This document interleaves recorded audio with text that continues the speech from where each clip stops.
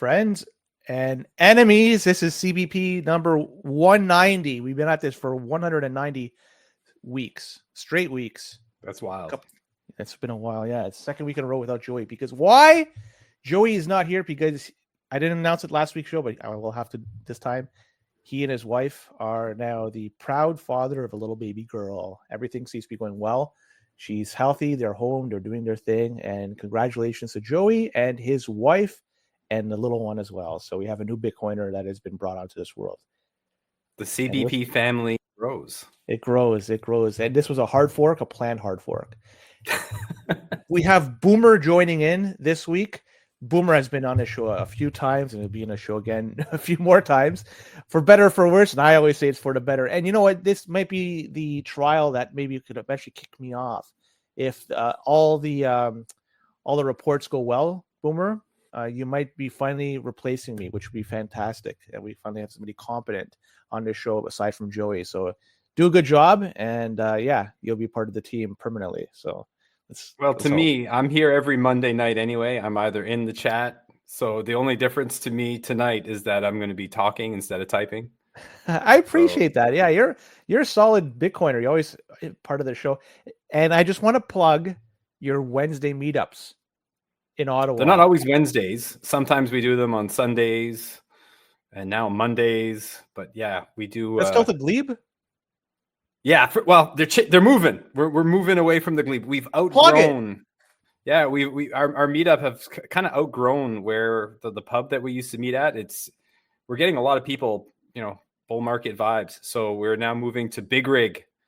It's on the East End. Remember Chris Phillips used to play for the Senators? Yeah, heck yeah, he was first overall pick. Yeah, he started a bar. He opened a bar in Ottawa.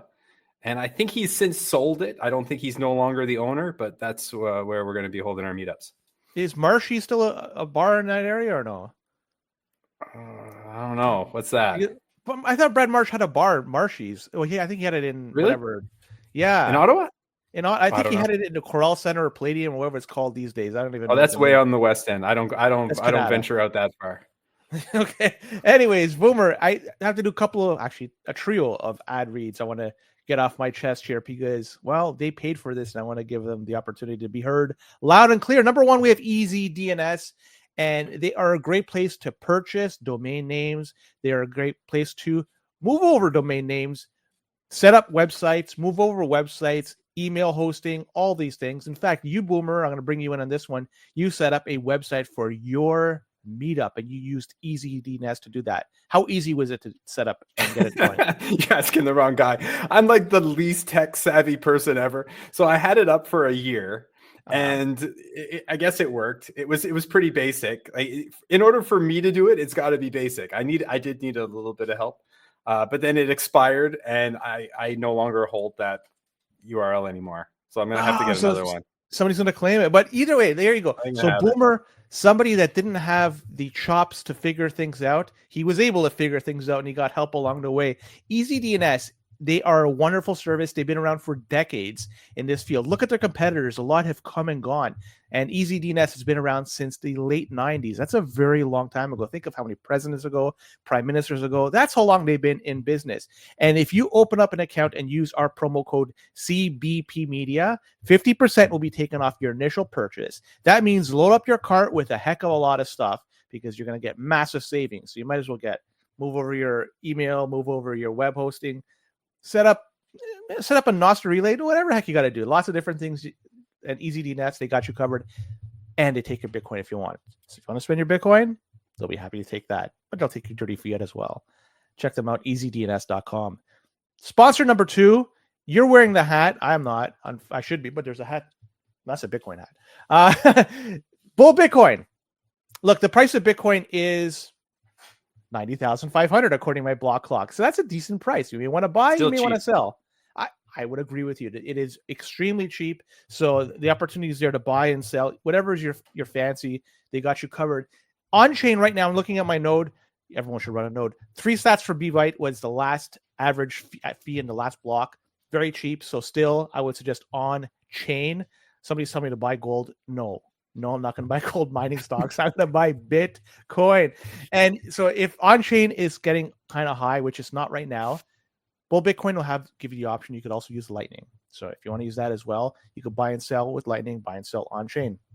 Other options they have, you could buy gift cards, and there's lots of gift cards you could buy, like Amazon, Home Depot, whatever. So this is one way you could live on a Bitcoin standard, because right now a lot of industries not taking, a lot of merchants are not taking Bitcoin in the real world. So you got to use these gift cards. So Bull Bitcoin will help facilitate these buys, and you can just go to them and buy these gift cards through them. Also, you could pay your bills. So if you have, like, say, a cell phone bill or whatever, you could use their service, the bill service, and then pay your bills with your Bitcoin. So there's lots of different options you could do with Bitcoin, not simply buy, but you could spend it as well in a multiple of ways. And if you have not yet opened an account, do so using our code. If you do that, $21 is going to be added to your account once you provide the necessary information. Finally, we have Decentral Tech, and they are in the process of shipping out the CBP media or CBP branded BitAxes. Should be coming very soon. I've been told it's this month they will be delivered. Look, if you want to do anything with home mining, if you want to do a hardcore setup, very loud, they'll give you something. They'll sell you something. So you get like a hardcore S21 or S19. Or if you want to get something a little bit quieter, you get something that just plugs into your 110 volt. And, you could just do one of these things that won't piss off your significant other or your kids or whomever. So if you want to do some big setup, small setup, tiny setup, medium-sized setup, anything, they got you covered.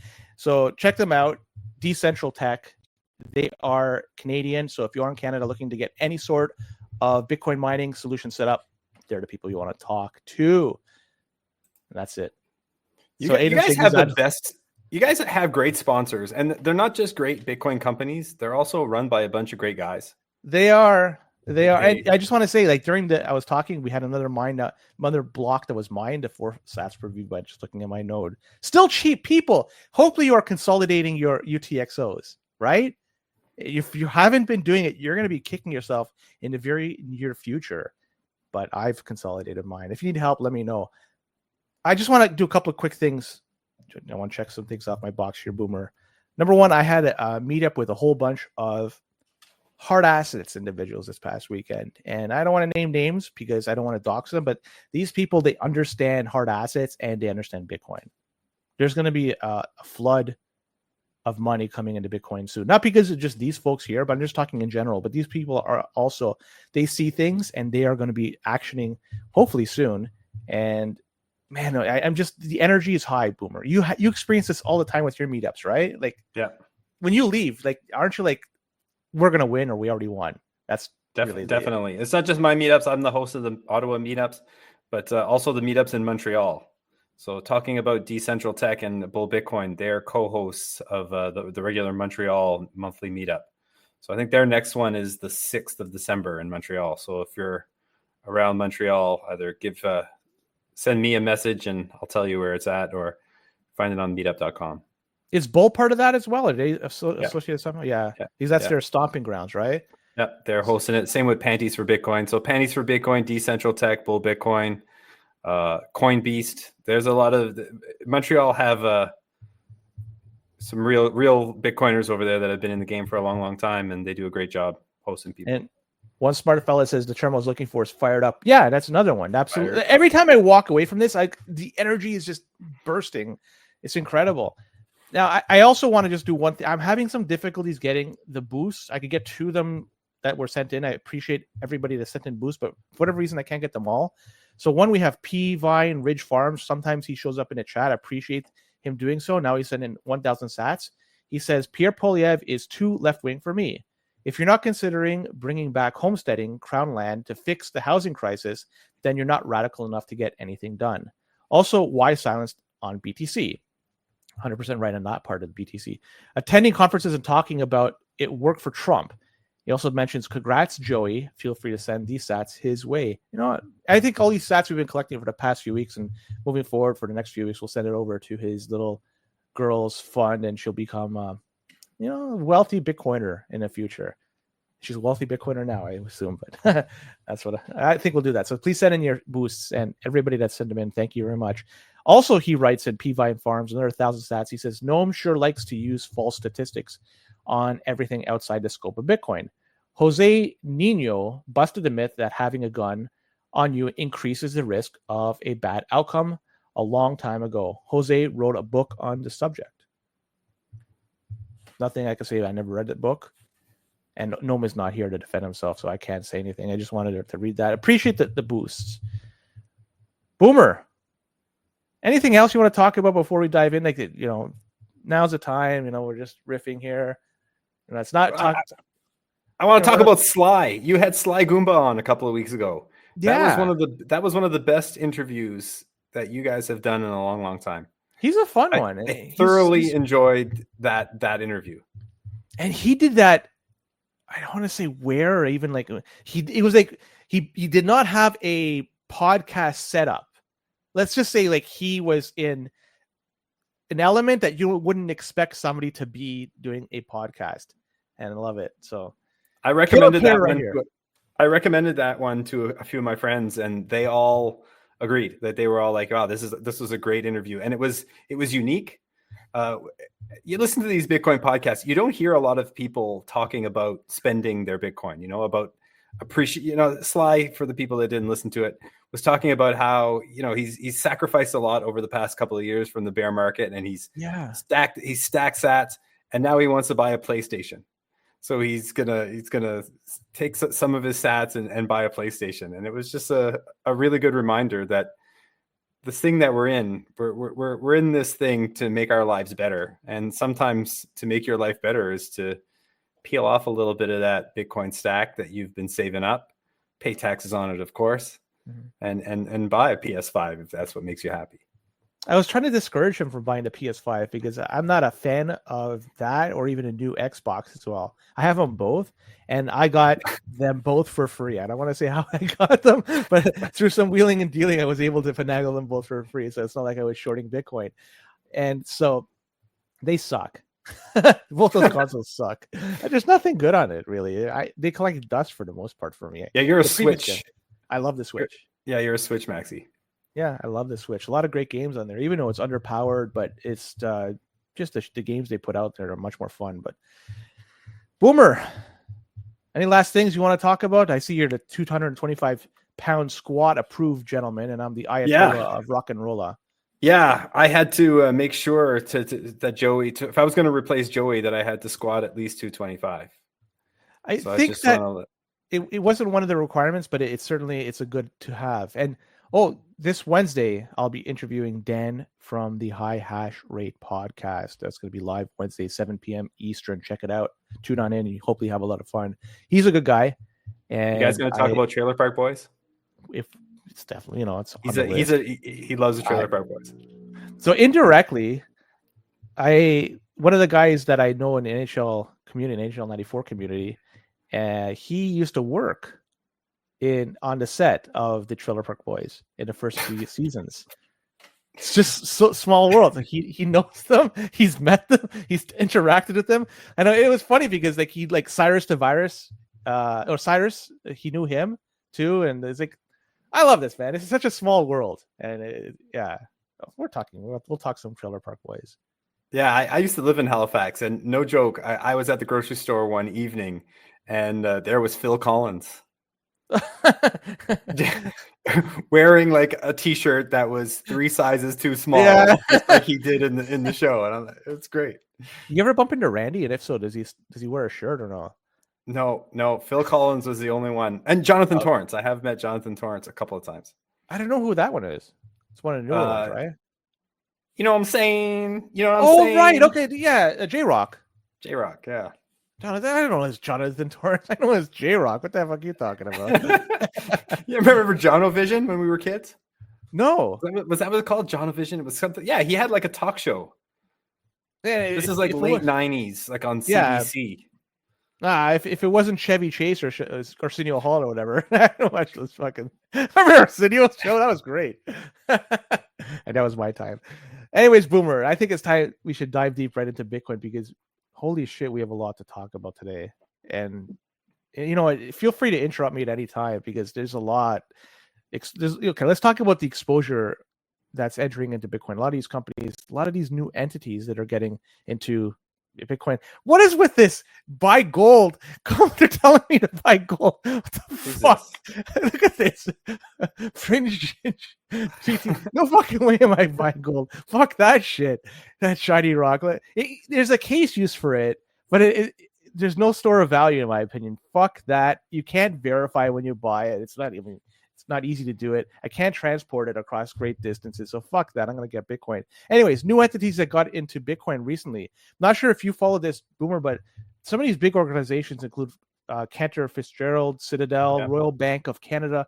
Royal Bank of Canada is interesting given the fact that they have had a very difficult year and they're allocating a little bit of their excess money to buy these ETFs. Now I'm talking about all these companies are buying into the Bitcoin ETFs in the United States. Morgan Stanley, Bank of America, another one that's had some troubling times that they're now getting exposure to Bitcoin. HSBC, Honeywell.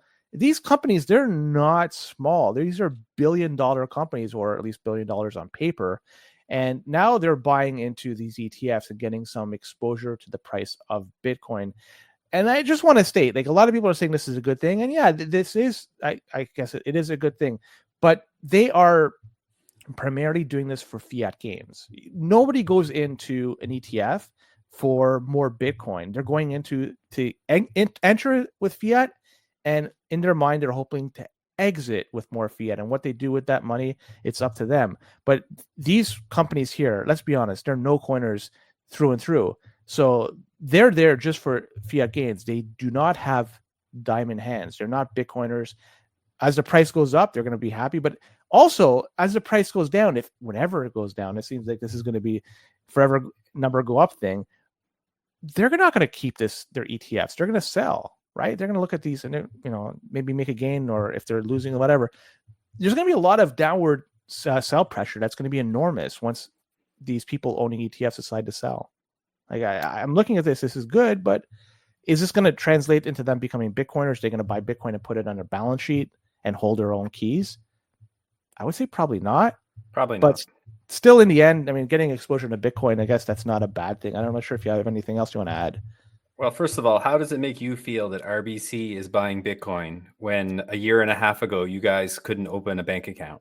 We still can't, but they're buying a Bitcoin ETF. Well, you could say that this is the Canadian Bitcoin ETF podcast, and they would then allow you to open a bank account. Like, yeah, I find it's shitty. It's pretty shitty. And you guys aren't the only Canadian entity out there that has had some trouble opening a bank account in a traditional Canadian bank. I know Adam O'Brien over at Bitcoin Well has talked about this quite a bit, about how he's had trouble on his personal bank account. Yeah, just because he's the CEO of a Bitcoin company. Like, that's kind of wild. They mean business, right? When they hold the ETF on their balance sheet, that's kind of hypocritical, don't you think? Well, yeah, 100%. They'll be happy to get exposure to the price of it, but they won't provide any services to anybody that has even tangentially related to Bitcoin. We're not, like, as a business, we're not mining Bitcoin. We're just here to talk about Bitcoin. Like, how you guys don't even give financial advice. There's no financial advice on these shows. Never. Never financial advice. 100%. Yeah. People could do whatever they fucking want to do with their money. I could tell you what I'm doing with mine. I'm buying and holding my own corn. Anybody could do whatever the fuck you guys want to do, but that's my opinion. And if you agree with me, great. If you don't, go fuck yourself, but you're okay too. So, like, it's definitely not financial advice. Some of these companies, Len, that you mentioned, these guys are like big time financial players. Like Cantor Fitzgerald, like Howard Lutnick is like the CEO over there, and he's on the short list to becoming the SEC commissioner. Like I think he's still the head of Trump's transition team or whatever. Mm-hmm. He was on Anthony Pompliano's show. Mm-hmm. Relatively recently, where he said that he has hundreds of millions of dollars worth of Bitcoin. So these guys are coming in with size, and I'm with you. They're probably not Bitcoiners in the true sense of Bitcoiners, but that's not to say that there aren't people that work there who aren't, right? Or that will be because of this. You know, like maybe one of these companies, they put a team of analysts on this file. It's like, okay, guys, we want you guys to do up a right, study this Bitcoin thing for us. And out of that, maybe 3 or 4 of these guys become, ride or die hardcore maxis within a year because they've learned a lot. So I think it's good. It was always going to happen. It was always inevitable that the suits would come for money.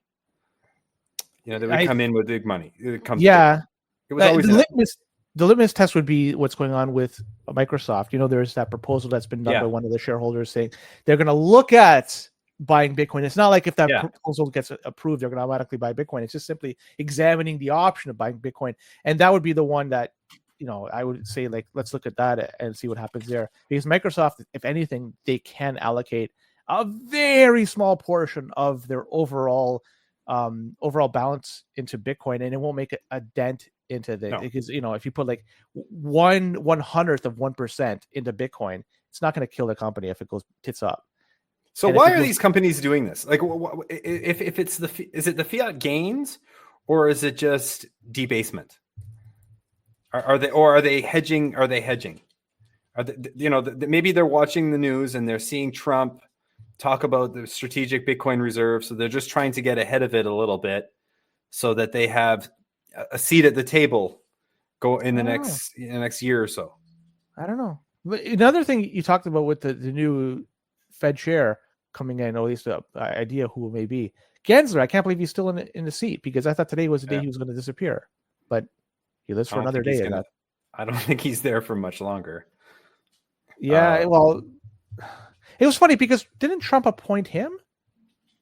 I believe so, yeah. Was it Trump or was it Biden? I'm going to say it was Trump. I say Trump. I think so too. Both he and Jay Powell.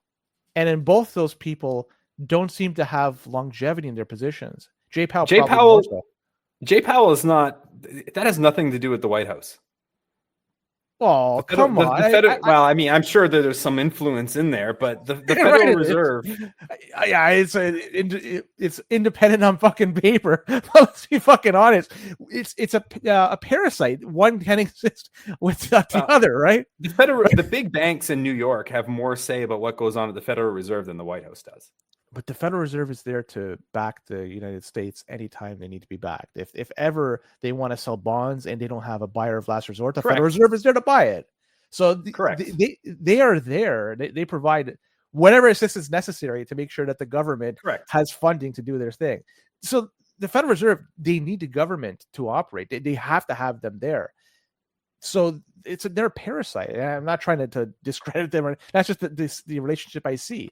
So I can't believe Jerome Powell's digging in his heels and able to at least sustain. He hasn't been basically had his head cut off, so to speak, with what he's done so far, right? Like to stand there in a podium and say, "Nah, I'm not fucking going," and I'm paraphrasing here. Fuck, that's ballsy, man. I'm in the minority around here. Like, I actually don't think that Powell has done a horrible job. Compared to some of these people, compared to Yellen and compared to Gary Gensler, and then the mess ups that he's done with the ETFs and stuff. I think Jay Powell was dealt a really shitty hand, and he played it probably as good as he possibly could. I think I don't want to discredit them or give them any more credit. They had no option. If they wanted to ensure that money flowed, right? Like in Canada, we had CERB, we had CEBA. United States, they had stimmy checks or whatever it was called. That money had to come from somewhere. Yeah. And that came from, just adding it to the debt. And the central bank was able to provide a liquidity for that. If they didn't do that, you would have almost same thing that happened in 1929, 1930, in that there wasn't that type of backing from the government. And so you had unemployment reached 25%. A lot of people lost everything. So you either had one extreme or the other. So if they wanted to go down this path, and all central banks did that, what are you going to do? If the governments are going to close the economies, what are you going to do? I'm not trying to defend them. Like, what the fuck are you going to do? I'll defend them. I don't think Jay Powell has done that terrible of a job at the Federal Reserve. They did a job which they probably should have done, even like if they were incompetent or competent. It was just the only thing they could do. They painted themselves in the corner. This was the only position they had, really. But I don't know. Let's talk about. Oh, sorry. No, I was just going to say, like, what other companies? Cantor Fitzgerald, Honeywell. Oh my God, no. RBC. There's been a bunch of companies that today, that last few days actually, that bought Bitcoin and added it to their balance sheet. Not just a fucking ETF, but actually Bitcoin itself. I don't know if they hold the keys. Everything I've read from all these news companies, all these companies, I don't know how they're doing, if they're using custodial services or not. Either way, this is a step in the right direction. Solidion, I don't know. Technologies, STI is the ticker. It's a publicly traded company. They're an advanced. Sorry? Sounds like a shitcoin. They're an advanced battery materials provider. So you tell me if that's a shitcoin or not. It seems to be very much tied to governments. Anyways, they're adding Bitcoin as a corporate asset. And they said they're going to be buying Bitcoin using their excess cash reserves. So they're not going into debt. They're not leveraging. They're just simply using whatever cash they have to buy Bitcoin. And 60% of the excess cash that they have is going to be used to buy Bitcoin. So it's a very aggressive strategy, but they're not using debt, as I mentioned. So they say they're going to be converting also their interest earning from other investment vehicles, such as money market accounts, to Bitcoin. And for people are wondering how big of a company this is, it's a very tiny one, $41.75 million US market cap. So be that what it is. And when the news came out, their stock jumped around 28%. But they sound like they're cash flow positive. If this is extra cash that they have on hand, then I'm assuming they're not indebted, because if they had debt, I would assume that they would pay off the debt. Yeah. So instead of they're a cash flow positive company, so they're just rolling over their savings into Bitcoin. Isn't that what we all should be doing? I agree.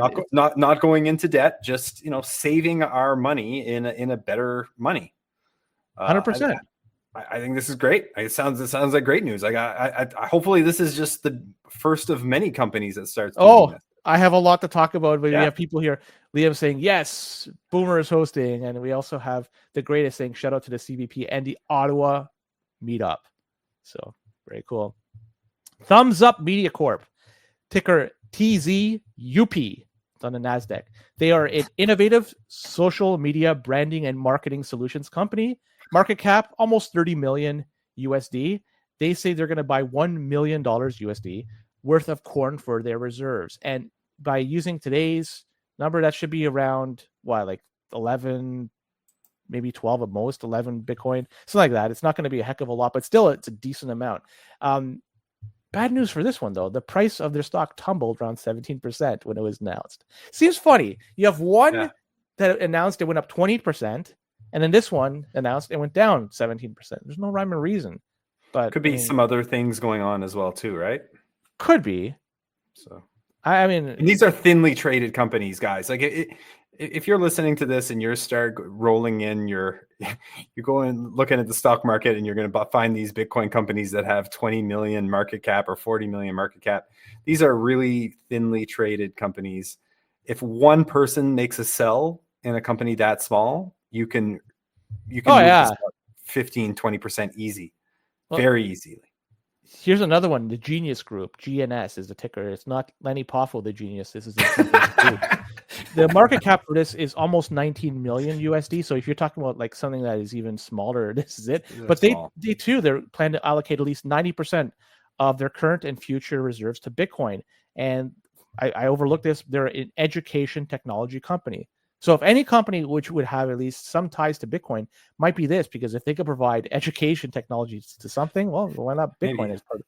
And this is going to be $120 million investment into Bitcoin as their treasury reserve asset. That's a lot. Stock, flat. So we had one that was up, one that was down, and one that is flat. So what I'm trying to get at, and I have more that I'll talk about. I'm just trying to show you there's a flood of Wall Street capital that is getting into Bitcoin.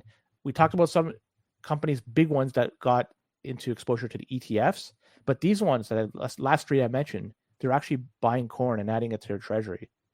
This is fucking bullish. Remember, there's only 21 million Bitcoin total ever that will be mined by the year 2140. Right now we have like 19.5-ish million Bitcoin that has been mined. Every time the company buys 5, 10, 15, or in Michael Saylor's case, another 50,000 Bitcoin, that it just eats an existing supply. And you're only talking about the publicly traded companies here. Yeah. We don't know about private companies, little mom and pop. I don't know if there's that many mom and pop shops that are stacking Bitcoin, but I can guarantee you that there are like family investment firms and hedge funds and pension firms that are buying Bitcoin right now. That I'll promise.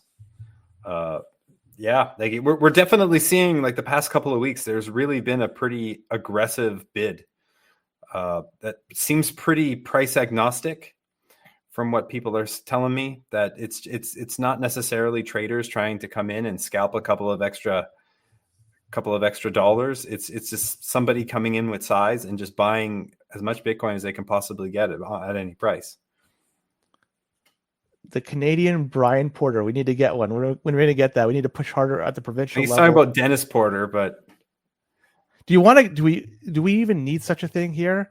Because I think really, the people that are in power understand Bitcoin, and the ones that understand it, they're no coiners. They're not going to do anything for the right. I'm not.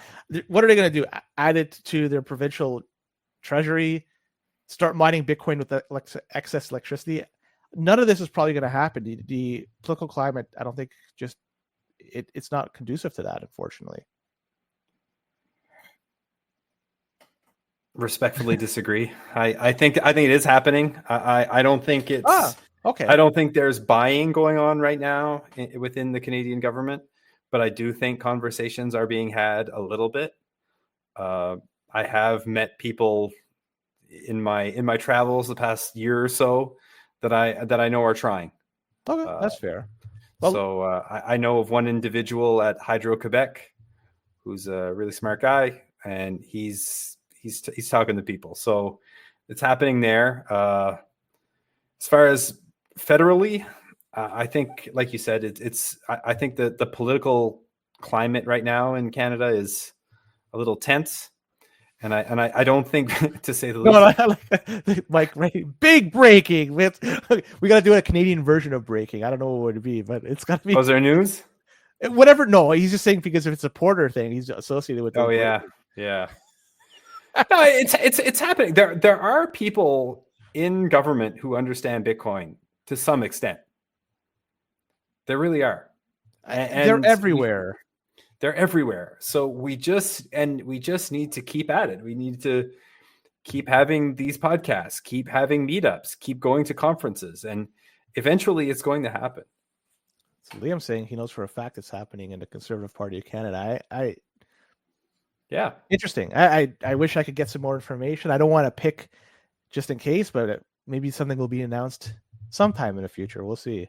And I've heard some anecdotal stories. It's not nothing I know personally, but okay. I know that there have been people that have talked to the Premier of Alberta about Bitcoin, and she seems to get it pretty well. Yeah, she's the only one I think that truly does. Of all the premiers, I think she's the one that's the most receptive to Bitcoin. I think probably. Either way, I want to talk about some other companies too. Semler Scientific. Yep.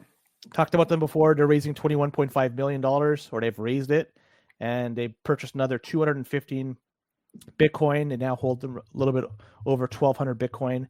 So there you go, another company that purchased more Bitcoin, and it's just chewing away at the existing supply that's going to be available for everybody else. And again, they're buying the ETF, they're actually buying Bitcoin. Yeah. So they are holding it, and I doubt they're going to be trading this. So if the number goes up, they probably will continually hold it. I suspect maybe they will borrow against it. This is something that's an asset they have, and as the price continues to go up, we hope, then they could borrow against their existing Bitcoin if they have to raise capital moving forward. So it's not like there's going to be a supply that they'll sell it in the future and be added to the existing pool. I think this is Bitcoin that's going to be, for the most part, locked up, which is a good thing. And global care, there's the Cosmos Health. Have you heard about this company? They're a global global healthcare group. They also added Bitcoin to their treasury. It's another one. That's why I'm just trying to say, this past few days, and some of this is just so recent, I didn't get enough information. These are all publicly traded companies. Yeah. And they're buying Bitcoin. And as you mentioned, this is the publicly traded ones we're hearing about because they have to report this quarterly. It's fucked up, man. Like this is it. Like, well, this is number go up technology, right? Like, is this what this is? Is this and I'm sure it is for many of them. For many of these companies, they see Bitcoin as this high performing asset. Maybe they're looking at MicroStrategy stock over the past year, and they're trying to emulate that a little bit. I think there's probably some of that. But like we're at that stage of the cycle, right? Like, isn't this is like a year 2 of the bull market? Like it's 2025. If we repeat the market cycle as the previous ones, don't know if we will or not, but we're at the end of the second green year, and the third green year is the big one. That's where you have the blow up top. So that would be if things repeat, that 2025 would be this blow up top. So maybe it's just people trying to get ahead. I mean, look at the chart of Bitcoin. It almost looks like we're in almost a parabolic move anyway, right? Like it has gone up a lot in a pretty short amount of time. Since the election, Boomer. And the election only took place 2 weeks ago, tomorrow, I think. So we were around 67, 68, and we were holding there for quite some time. Yeah. And it went up to like 92, 93 in a very short period of time. Yeah. It's 2 moves. Bitcoin has had 2 moves all year. We had a big move in March. Like when the ETF stuff really started to when all that got approved and they got launched, we had a big move. Then we had 6 or 7 months of almost nothing, a little bit trending down, but pretty much flat. And then the election, boom, another move. It just goes to show that it's really difficult to trade this asset. Yeah. So right. Like if you missed those 2 moves, you missed all the gains for the year. Yeah. Yeah, 100%. That didn't clue into me because I didn't follow it that much like that. I mean, I just, obviously I follow Bitcoin. You're right. So if you're trading it and somehow you were on the outside looking in for those 2 events, you missed it. Missed it all. Yeah. And so this is another reason why trading works for some. It doesn't work for jabronis like me because I don't know what the fuck's going on. So I just buy and hold and hopefully the number go up. So Marathon's another one. I'm not sure if you saw this one. I did. $700 million that they're going to be raising, and they're going to be using that to primarily buy Bitcoin. And Boomer, this is fucked up because their stock price went down significantly after this news. Yeah. Like I don't have any insight. Is it dilution or debt? They say they're going to be convertible senior notes. So it's a bit of both, right? So it's like it's convertible. So if Marathon stock price goes up to a certain value, then that debt will become shares. So they're probably diluting, assuming price goes up. Yeah, I wrote about this. I tagged you, I think, on this morning when I wrote about this. Bob Burnett, you and he had a big back and forth, and he's like a gem in the community. I got to bring him back. Yeah, he's well, your interview with him, you did several of them, right? 3 of them, 2 or 3. I think you did 3. It convinced me that these publicly traded Bitcoin miners, I don't really think they're an asset to Bitcoin. I really don't. They're for sellers of Bitcoin. So I find it a little strange that this is the company that's going out and issuing more shares to buy more Bitcoin. So they're buying more things of the things that their company relies on selling.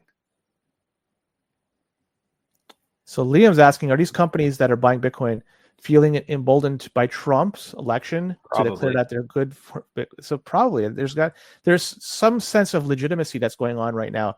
So we had the ETF that first came out, and it goes to show you that Wall Street then looks at Bitcoin as one of its own, so to speak, because it's allowing it, at least trading the price of it within its walled gardens. And now you have Trump, who has talked about Bitcoin. I don't want to say he's totally friendly to it. He's certainly not anti-Bitcoin.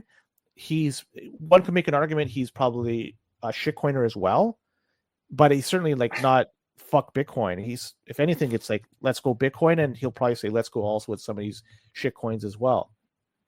So at the very least, he's surrounded himself with people who have spoken very well about Bitcoin relatively recently, and shitcoins as well as and shitcoins. I know. So you can't totally discredit. But it's clarity as well. I mean, for some of these people, and going back to Liam's point about Trump, maybe it's not so much Trump signaling that he's a Bitcoiner is what's causing these companies to buy Bitcoin. Maybe it's just Trump winning signals that you don't have to worry about unrealized capital gains, or we don't have to worry too much about hard regulation on the broader crypto market or on Bitcoin. So these companies that were kind of on the fence, maybe they were waiting to see how the election played out, and Trump winning was just like, okay, now it's okay for me to buy Bitcoin now. Mm-hmm. I just want us to give you one piece of information, Boomer, just in case my connection kicks out for whatever reason. I come back in like 10, 15 seconds. So if I just disappear or go freeze up for whatever reason, just sit tight, talk, and continue on the show by yourself. I'll be there momentarily, just in case. I don't want to say that, I didn't screw you over, throw you to the wolves. It's just my connection sometimes just goes wonky. Anyways, one last story that's along these lines. The Teachers Insurance and Annuity Association of America, TIAA, they have announced that, or it's been exposed that they have bought almost $52,000 worth of the Fidelity Bitcoin ETF. Granted, 52K US is a very small number, right? Yeah. It is, considering that they have $1.4 trillion for assets under management, according to what I read here. That's very, very small. But pensions by nature are going to be conservative because they don't want to expose their clientele to any fluctuations, especially downward fluctuations, because pensioners don't have an opportunity to recoup their losses. So the fact that they're getting just a small amount of exposure to Bitcoin, I think this is a good thing because it gives them at least exposure to the price of Bitcoin. I know the ETF is not Bitcoin. It gives them at least exposure to the price of Bitcoin. And if anything, I would say this is a step in the right direction. The only way this cannot be a step in the right direction if we're talking about maybe a Quebec pension fund buying into FTX. But that's just either way. This news is bullish. It's FTS or Celsius? I thought it was FTX. I thought it might have been FTX and Celsius. Oh, what a fucking joke if they did that, eh? Yeah, what it a might have fucking been. joke. So yeah, well, they deserve to get wrecked if that's the case. They could have simply bought corn and just still have it, and it would have been up, 3x or 2x from when they bought it a long time ago. Come on, man! Like, get some better advice. Learn and hold your own keys. By the way, that's another one. Hold your own keys. Everybody hold your own keys. Yeah, 100%. Going back to these pension funds, that's a minuscule allocation, but it is a start. And if that allocation runs up, maybe it's like 0.001% of their total allocation. But after 6 months or a year, it's up to 0.09% of their total allocation. They're going to see that green on the, that those numbers in green, and they're going to be like, oh, what was this? And that might cause them to take a closer look at it, allocate a little bit more.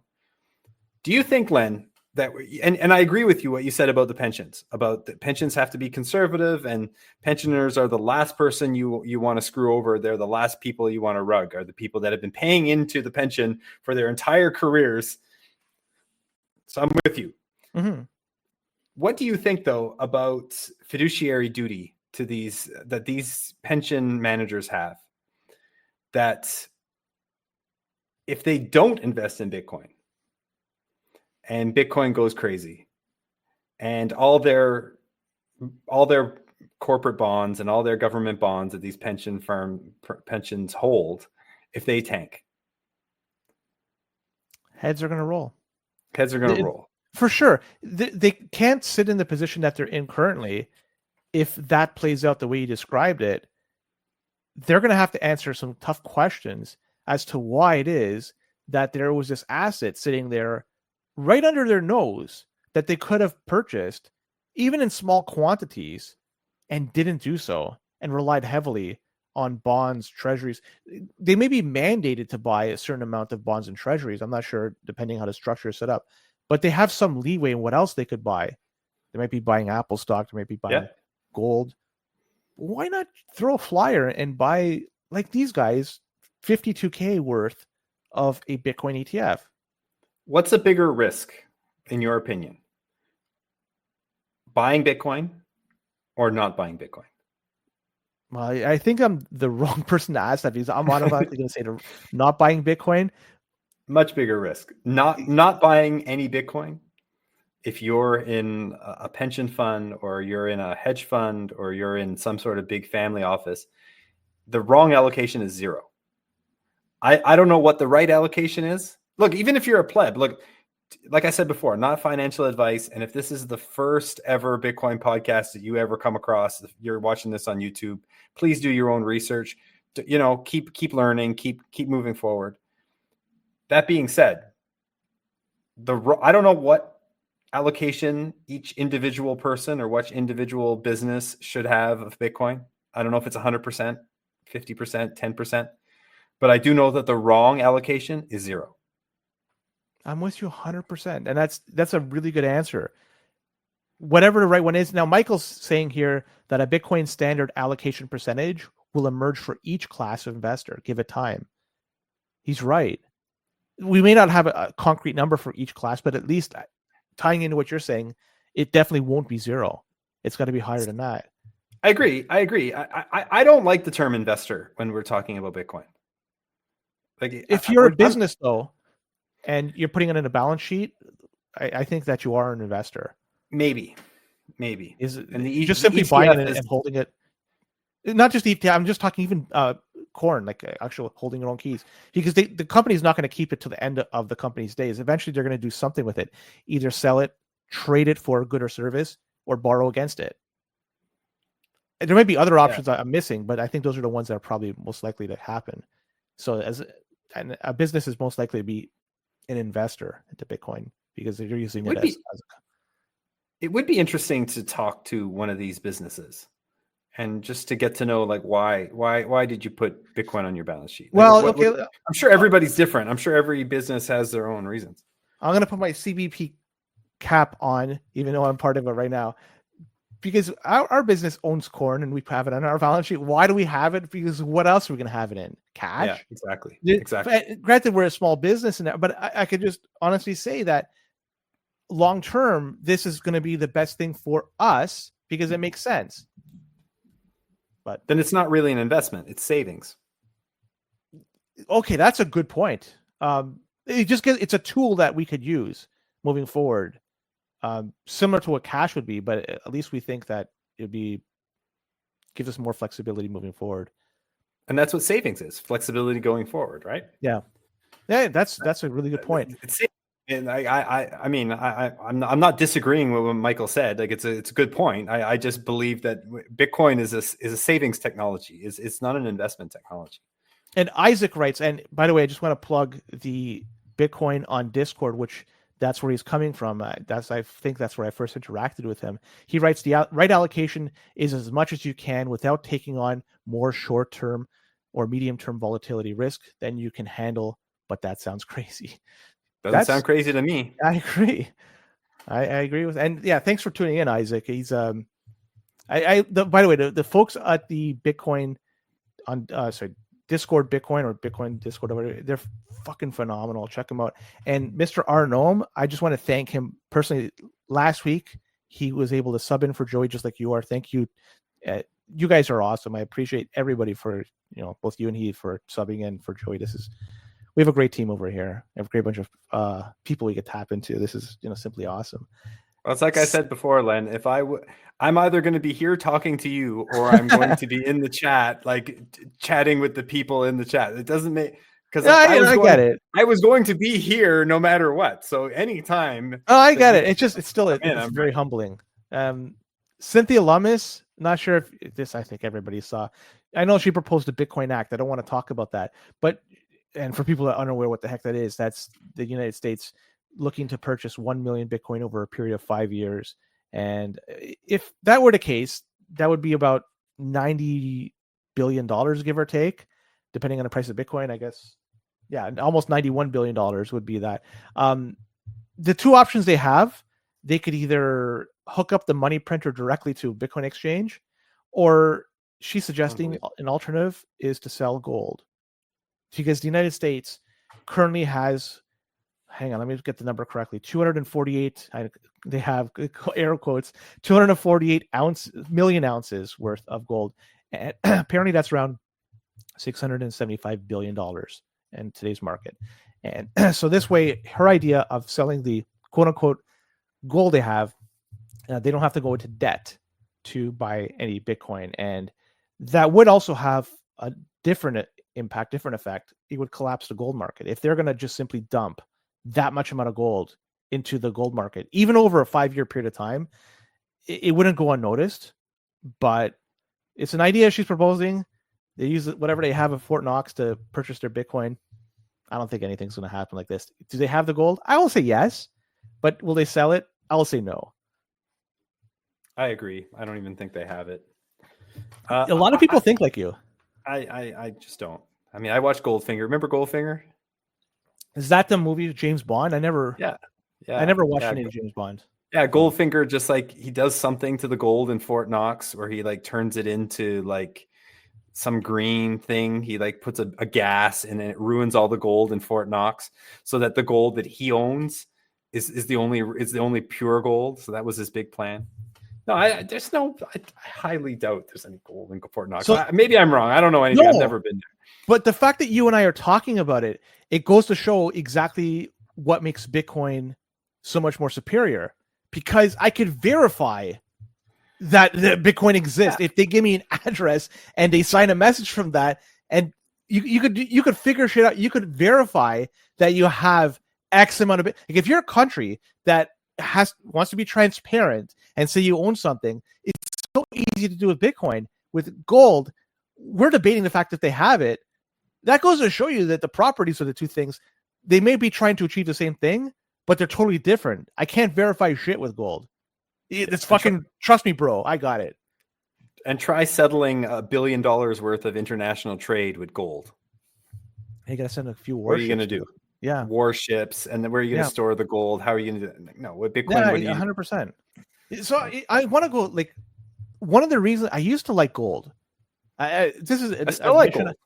I don't, not anymore. I fucking hate it now. And I'll explain why.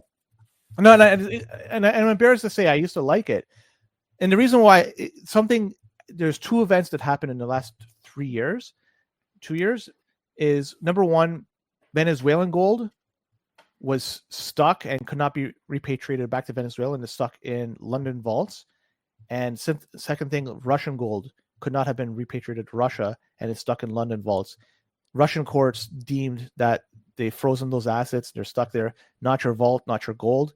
And that goes to show that at that point, it's like, fuck this. There's no point in owning gold. It's Bitcoin all the way, because if you have your keys, nobody could stop you. The network always runs. Yep. You just simply broadcast a transaction. You'll get picked up by a miner, and away you go. Afghanistan also had their gold rugged. Did they have? I didn't hear that. Was it a significant amount too? Like, not that it matters. Yeah. Any of some. Well, it was for them. Yeah. That's fucking bullshit.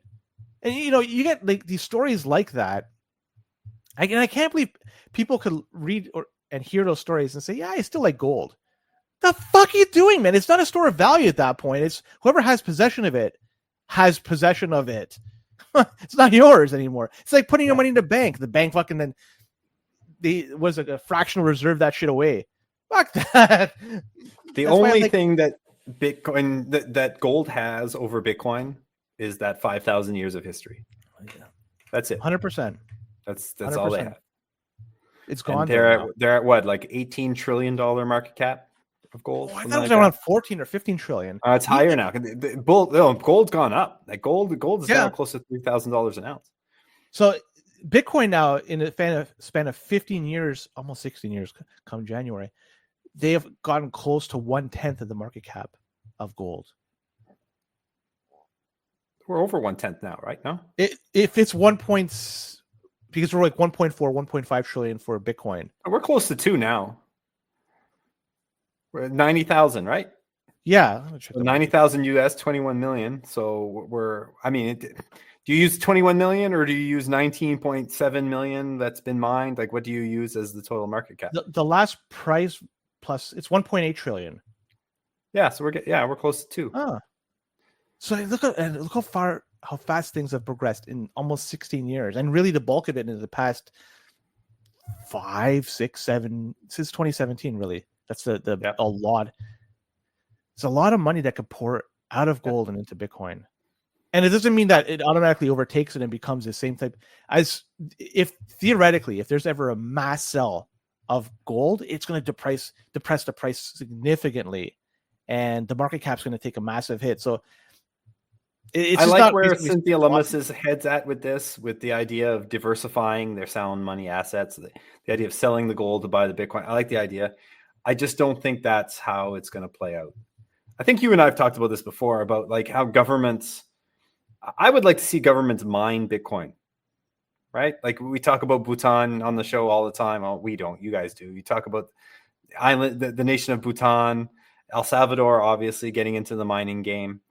I think that's a better way. I prefer. Bitcoin doesn't care what I think and what I want, but and nation states are actors just like individuals are in this Bitcoin thing. They'll get in, they'll buy what they want, they'll do what they want. But if I had my way, I'd like to see these nation states mine it themselves. And talking about Bob Burnett again, he believes that nation states are going to want to have control of the hash rate. The blocks, so they can have say what goes in the blocks, right? So building a strategic Bitcoin reserve through mining, having, I know Bitcoiners, we don't like, government getting involved in stuff, but if they were going to get involved in something, I think mining infrastructure would be a good one, so that they could ensure that they have block space to put in their transactions for the countries. That's an interesting point. Yeah. And they will, because let's be honest, countries like Bhutan, Ethiopia, and El Salvador, they don't have the ability just to use their own currency, because their currency it's not worth very much, and they probably don't have a lot of excess to which they could buy Bitcoin. Especially like El Salvador, they don't even have their own currency.